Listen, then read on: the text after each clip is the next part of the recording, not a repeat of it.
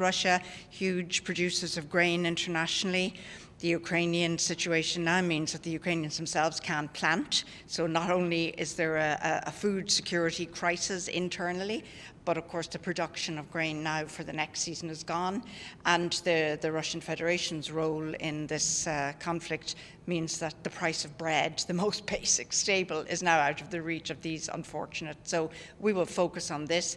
We know it's affecting countries far away from Ukraine, far away from the Russian Federation. There's a link between instability, the production of food, and the basic human right to have something to eat, to survive. So we will focus on that today and hopefully see some progress, at least understanding of the points we're trying to make. To reiterate again, we will ask our colleagues from Russia to convey the message we want to see an end to this conflict. There was negotiation this morning in Turkey, in Istanbul.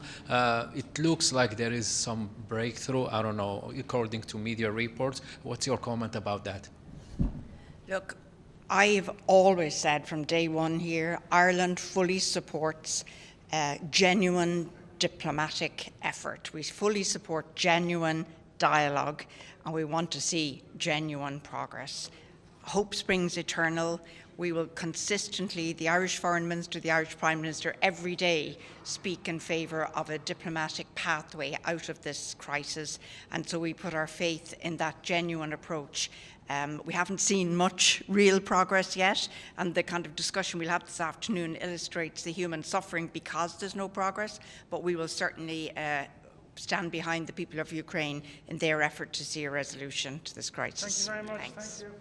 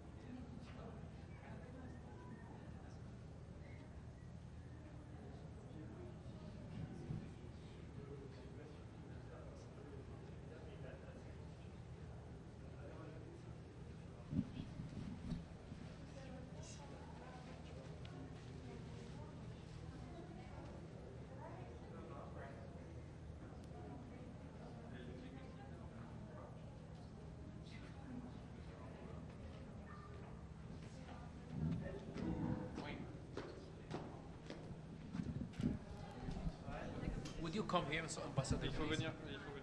Okay. Merci beaucoup. Well, good afternoon. So this is today the 33rd day of his war. As we said repeatedly, it's time to stop it. The situation is tragic. It's just death and chaos. So this is why, together with Mexico, we asked this meeting on the food situation in Ukraine. The humanitarian situation in Ukraine is a disaster. We have now 4 million refugees, mainly women and children. 10 million people left their home. So it's high time for Russia to draw the consequences, to negotiate. So this is what we will ask again today.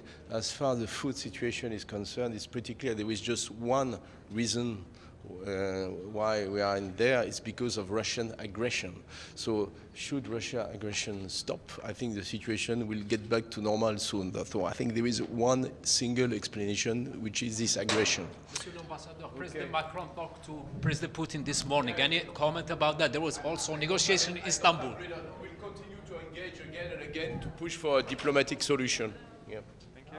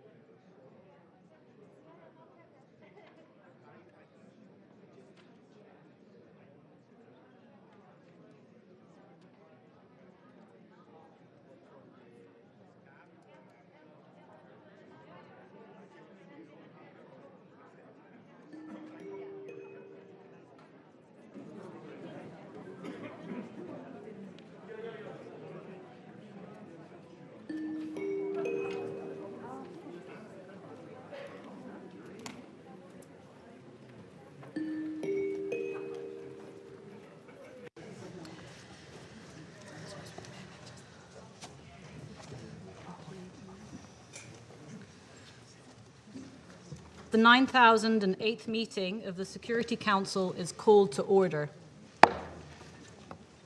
The provisional agenda for this meeting is letter dated 28 February 2014 from the Permanent Representative of Ukraine to the United Nations, addressed to the President of the Security Council, S/2014/136. The agenda is adopted. In accordance with Rule 37 of the Council's Provisional Rules of Procedure, I invite the representative of Ukraine to participate in the meeting. It is so decided. In accordance with Rule 39 of the Council's Provisional Rules of Procedure, I invite the following briefers to participate in this meeting.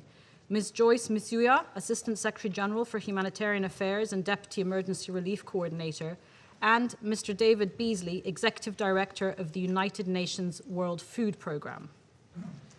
It is so decided. The Security Council will now begin its consideration of item 2 of the agenda. I now give the floor to Ms. Joyce Misuya.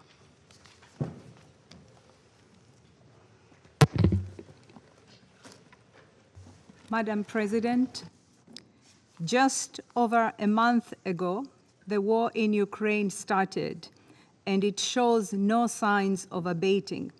Children, women, and men are being killed, injured, displaced, and traumatized. Hospitals, homes, and schools are being destroyed. According to the Office of the UN High Commissioner for Human Rights, as of 27th of March, 1,119 people have died, including 99 innocent children. We know these numbers are conservative and the tolls are far greater. Cities like Mariupol, Kharkiv, Chernihiv, and many others, bustling and full of life just 1 month ago, are encircled, bombarded, and blockaded. People in these towns lack food, water, medicine, electricity, and heating. They are trapped, desperate, afraid. In some neighborhoods, it's not even safe to bury the dead. More than 10 million people, including more than half of Ukraine's children, have fled their homes. This includes an estimated 6.5 million people who are internally displaced in the country, according to the International Organization for Migration. The UN Refugee Agency reports that more than 3.9 million refugees have crossed the borders to neighboring countries in the past month. Madam President, our work is to save lives. The humanitarian system has scaled up to deliver despite the spreading conflict.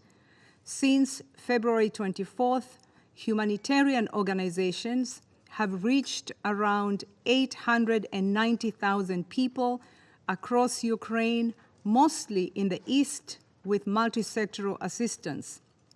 People have received food, shelter, blankets, medicine, bottled water, and hygiene supplies. We are working around the clock to reach more and more people in need. The UN and our humanitarian partners are working impartially and relentlessly to uphold humanitarian principles, negotiate safe passage in and out of encircled areas for one cause alone, to provide life-saving assistance. Humanitarian logistics and supply chains are scaling up every day, but treacherous security risks and access challenges are hampering our efforts. Many routes are disrupted, and humanitarian convoys and workers are frequently unable to pass due to shelling, fighting, and landmines. Humanitarians of all stripes are putting their lives at risk to help those in need. There are now more than 1,230 United Nations personnel in the country, working via humanitarian hubs across the country. And there are more than 100 humanitarian organizations implementing or planning activities in every oblast in Ukraine in all sectors. The brave work of the Ukrainian Red Cross and other civil society organizations who are working shoulder to shoulder with volunteers and communities is astounding. Ukraine is a humanitarian paradox.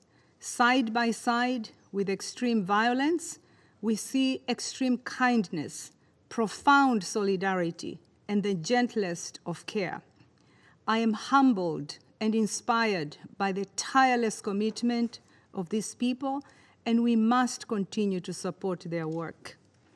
Where security allows, humanitarian convoys are unloading much-needed supplies and delivering equipment to repair damaged infrastructure.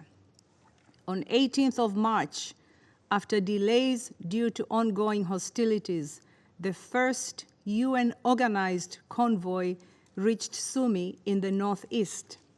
The convoy delivered 130 tons of much-needed medical supplies, water, ready-to-eat meals, and canned food for 35,000 people, as well as essential equipment for the repair of water systems that will help improve access to water for some 50,000 people.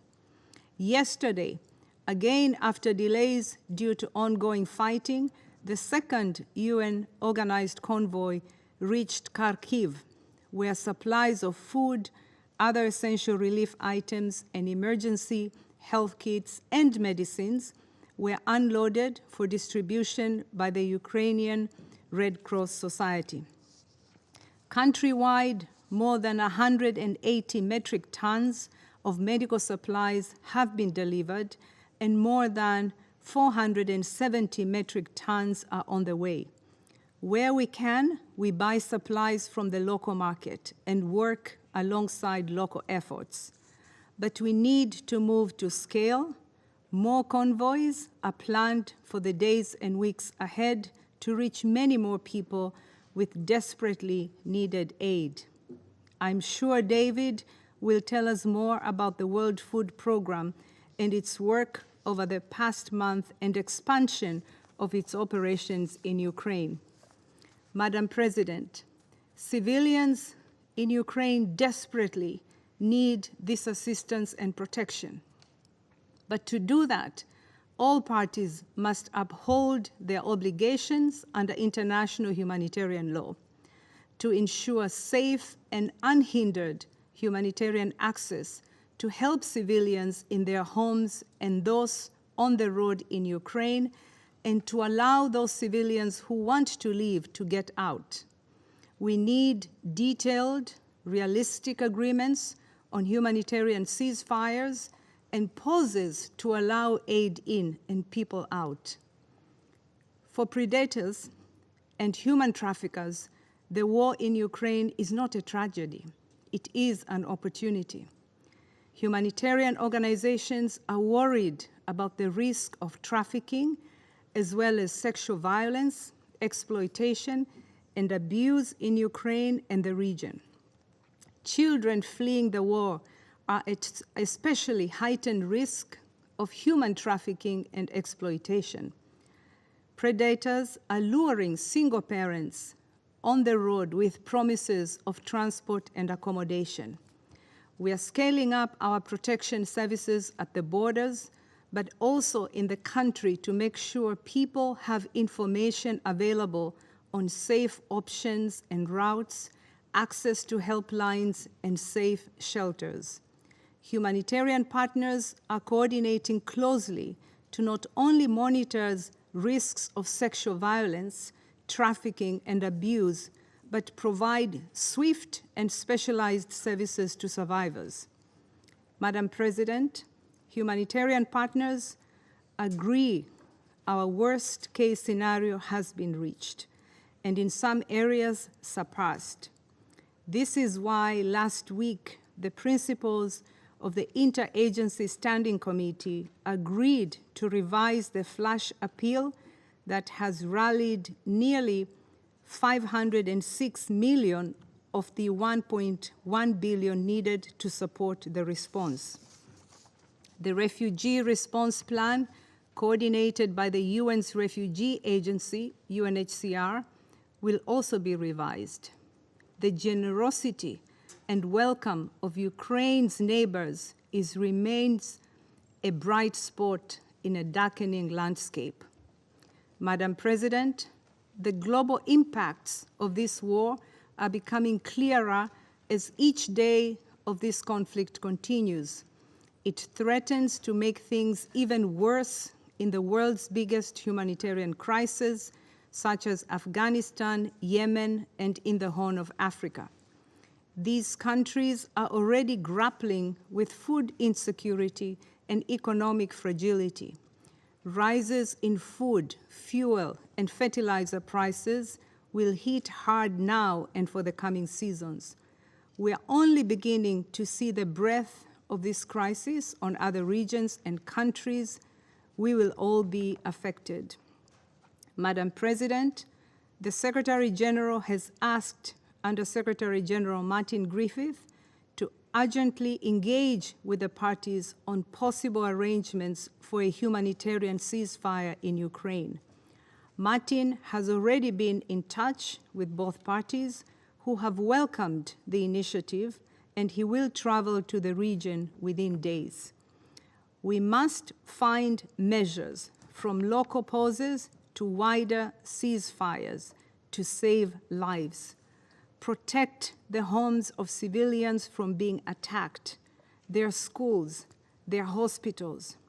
Civilians are running out of food, of energy, and of hope.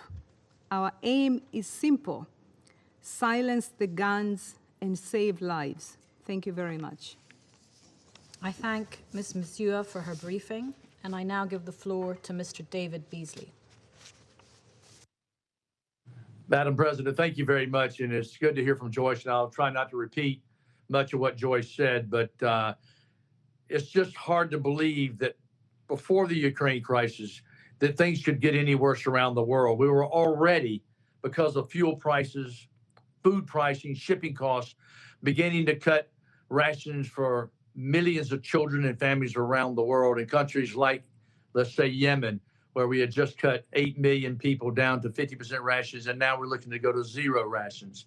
Niger, Mali, Chad, and I could go on and on and on. So now we're talking about a catastrophe on top of a catastrophe, because Ukraine, from the breadbasket of the world now to bread lines, we never would have dreamed anything like this would be possible. And it's not just decimating dynamically Ukraine in the region, but it will have global context impact beyond anything we've seen since World War II. So let me touch upon a couple of things inside Ukraine. We've reached right now about 1 million people. Over the next 4 weeks, we will reach 2.5 million people. And by the end of May, we will have reached 4 million people. And then by the end of June, we hope to be reaching about 6 million people on any given day, week, or month, so to speak.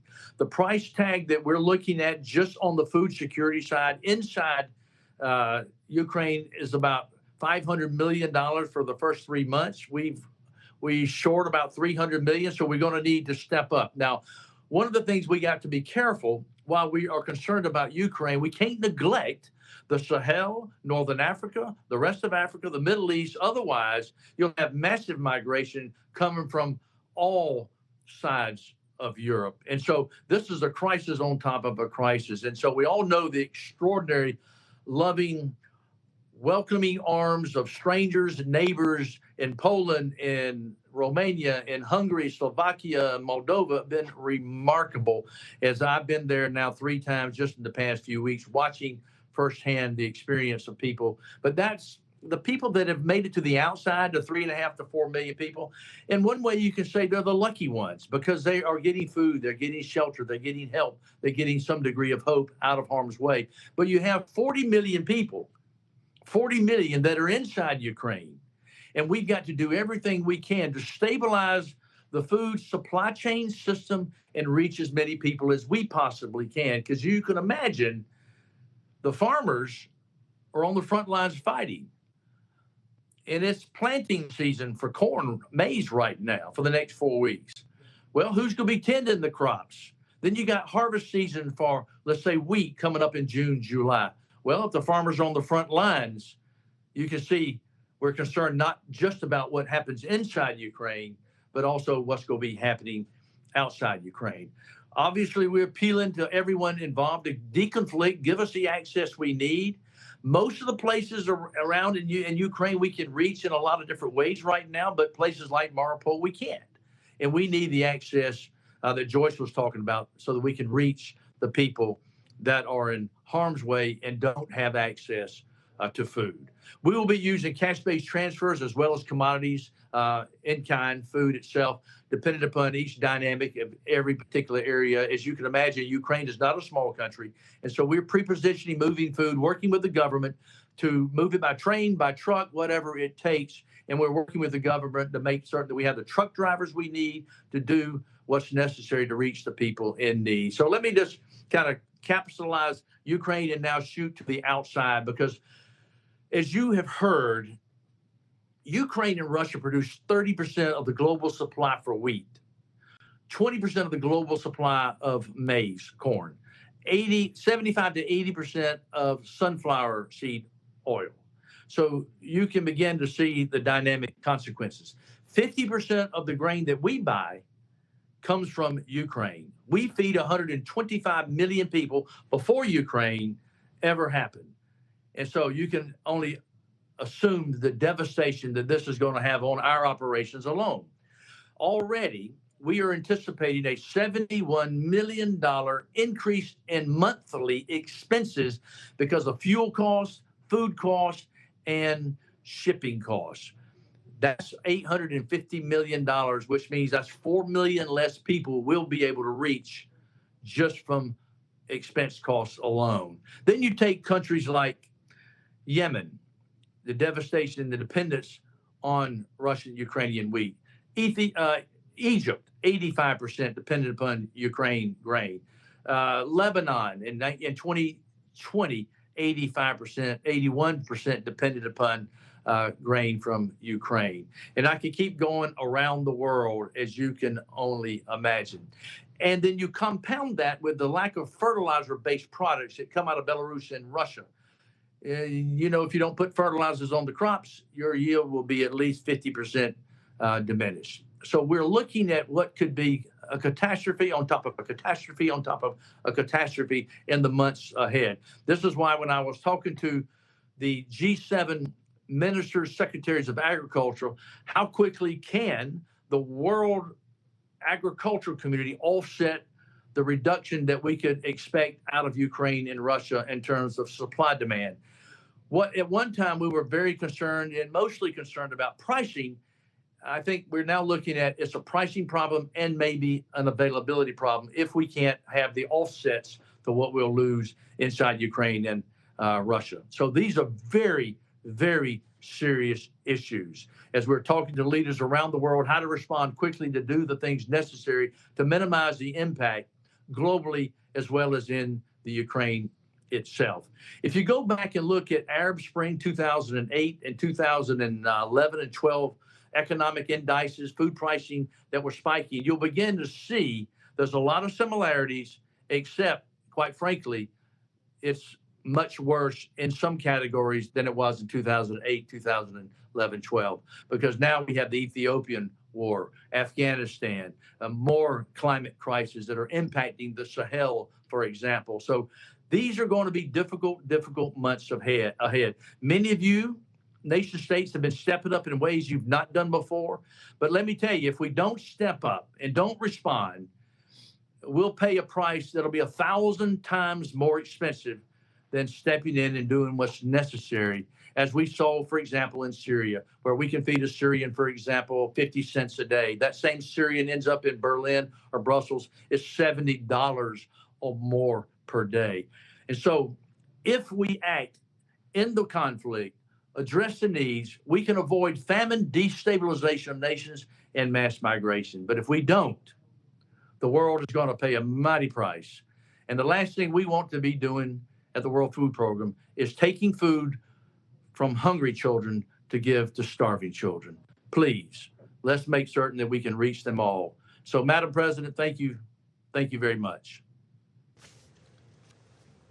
I thank Mr. Beasley for his briefing. I now give the floor to those council members who wish to make statements. I give the floor to the representative of France. Madame la Présidente, Madam je President, remercie Madame Souya et Monsieur Bisley pour leurs interventions. Je remercie surtout l'extraordinaire mobilisation d'OCHA, du Programme alimentaire mondial et de toutes les agences humanitaires. Vous pouvez compter sur notre soutien. La situation humanitaire en Ukraine empire jour après jour. Tous les voyants sont au rouge.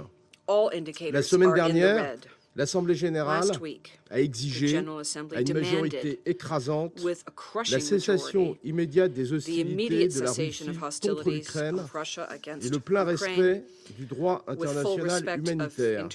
Cette résolution, proposée par la France et le Mexique, doit permettre de soutenir les efforts du secrétaire général et des acteurs humanitaires engagés sur le terrain pour soutenir les populations civiles et leur apporter l'aide qui est indispensable. Et le Conseil de sécurité doit aussi continuer d'assumer pleinement ses responsabilités face aux drames qui se déroulent sous nos yeux. Il est impératif que la Russie respecte les conventions de Genève. Les civils, y compris les enfants, les personnes en situation de handicap et les personnels humanitaires et médicaux, ainsi que les infrastructures civiles doivent être protégées. Un plein accès humanitaire doit être garanti. Les civils qui le souhaitent, à Mariupol, mais aussi dans toutes les villes attaquées, doivent pouvoir quitter les zones de combat en toute sécurité et librement. Le siège de Mariupol doit être levé.